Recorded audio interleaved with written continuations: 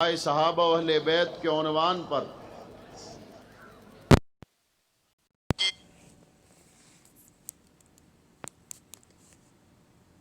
اور آنے والی نسلوں کو گمراہ ہونے سے بچایا۔ ہم ایک طویل سفر کرنے کے بعد آج آپ کے اس جلسہ میں آپ سے مخاطب ہیں۔ اسٹیج پر علماء کرام موجود ہیں جو ملک کے طول و عرض سے آئے۔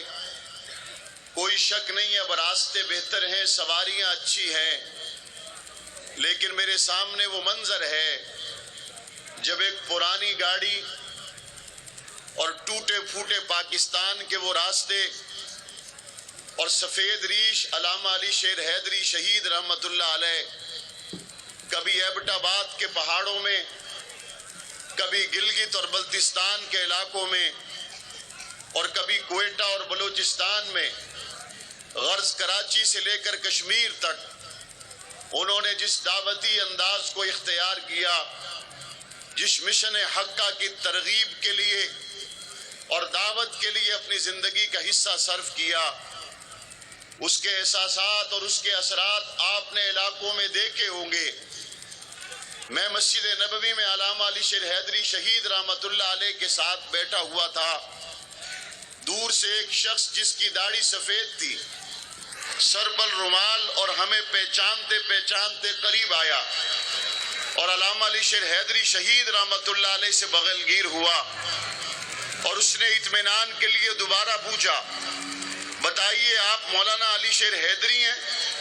حضرت نے جواب اس بات میں دیا تو وہ دوبارہ حضرت سے ملا اور پھوٹ پھوٹ کر رونے لگا۔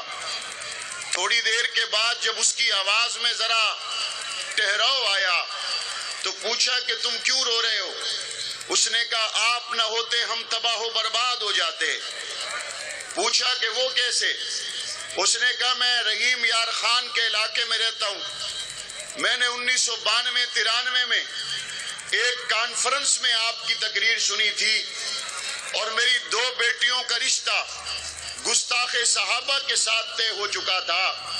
جب میں نے آپ کی تقریر کو سنا، میں اپنے گھر میں گیا اور میں نے جا کے اپنی بیوی کو بتایا، جو صحابہ اور اہل بیت کا گستاخ ہو اس سے بیٹی کا رشتہ لیا بھی نہیں جا سکتا، دیا بھی نہیں جا سکتا۔ آج میری وہ بیٹیاں ان منگنی سے ٹوٹنے کے بعد اہل سنت کے گھر میں ہیں، اور وہ مسجد نبوی میں بار بار یہ کہہ رہا تھا، اگر آپ نہ ہوتے آج مجھ سمیت پتہ نہیں کتنے مسلمانوں کی بیٹیاں نکاح کے نام پر زنا میں ڈال دی جاتی، آپ نہ ہوتے پتہ نہیں ہماری آنے والی نسلوں کا کیا ہوتا۔ اس سے مثالوں کے ساتھ پاکستان کے علاقے بڑے پڑے ہیں۔ اگر آپ سعودی عرب امارات اور یورپ کے علاقوں میں دیکھیں تو آپ کو امام اہل سنت کے شاگرد، امام اہل سنت کی آواز وہاں پر بھی نظر آئے گی۔ اگر آپ سپریم کورٹ کے احاطے میں دیکھیں، اس مرد قلندر کی گرجتی برستی اور قرآن سنت کے سائے میں آگے بڑھتی ہوئی آواز سپریم کورٹ کے احاطے میں بھی نظر آئے گی۔ اگر چونگ سینٹر کے عقوبت خانوں میں دیکھو، سکھر جیل سے لے کر پاکستان کی مختلف جیلوں میں دیکھو، لوگ تنگ و تاریک جیلوں میں پہنچنے کے بعد اپنی ضمانتوں کا اور رہائی کا بندوبست کرتے ہیں اور اس کی فکر میں لگ جاتے۔ میرے سامنے وہ منظر ہے جب سکھر جیل کے اندر امام اہل سنت کو قائد کیا گیا۔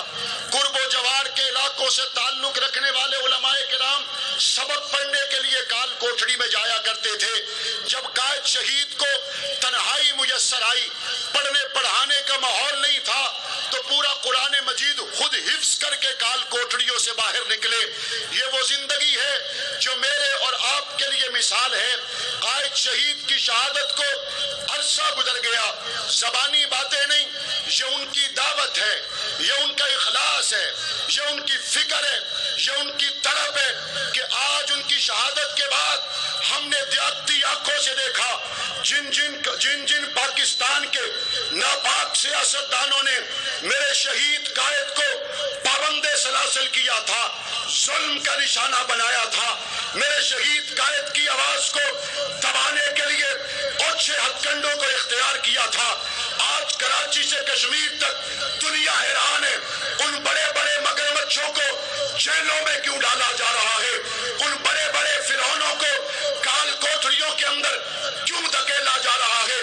سیاسی تجزیہ نگار سیاست کرتے ہوئے کہتے ہیں وجہ نیب ہو سکتی ہے، وجہ آف شور کمپنیاں ہو سکتی ہے، وجہ ان کے چھپائے ہوئی دولت اور امریکہ کے بڑے بڑے جناب بینک بیلنس اور پلاٹ اور کوٹھیاں ہو سکتی ہے، لیکن میرا وجدان کہتا ہے یہ قائدین جو ملک کو چلانے والے، جو پاکستان سے محبت کرنے والے، صحابہ اہل بیت سے محبت کرنے والے، مختلف اوقات میں مظلومانہ زندگی گزارتے ہوئے پابند سلاسل رہے، جس نے ظلم کیا تھا تلک الایام نداولها بین الناس، لوگوں کے درمیان میں دن بدلتے رہتے ہیں۔ علی شیر حیدری دیکھ ذرا، تجھ پہ ظلم ڈالنے والا اکیلا نہیں، پورا پورا خاندان سلاخوں میں جا چکا ہے۔ یہ رب کی تقدیریں ہیں۔ تم کیا سمجھتے ہو جب قرآن کے قاری کو، دین کے عالم کو ہتھکڑیاں اور بیڑیاں پہنائی جاتی ہیں تو میرا رب عرشوں سے نہیں دیکھتا؟ تم کیا سمجھتے ہو جب کسی دین کے داعی کو صرف اس لیے ستایا جائے قالوا ربنا اللہ کہ وہ کہتا ہے میرا رب اللہ ہے، وہ کہتا ہے کہ میرے محمد عربی کا کلمہ پڑھا، صحابہ اہل بیت کی عزت کا چوکیدار ہوں۔ وقت بدل گیا، حالات بدل گئے، کال کوٹریوں سے باہر آنے والے جلسوں میں ہیں، ہتھکڑیاں پہننے والے جلسوں میں ہیں، شہیدوں کے وارث، شہیدوں کے رشتہ دار جلسوں میں ہیں، صحابہ کے ترانے گا رہے ہیں، ظلم کرنے والوں کے منہ سے مکھی نہیں اڑ رہی ہے۔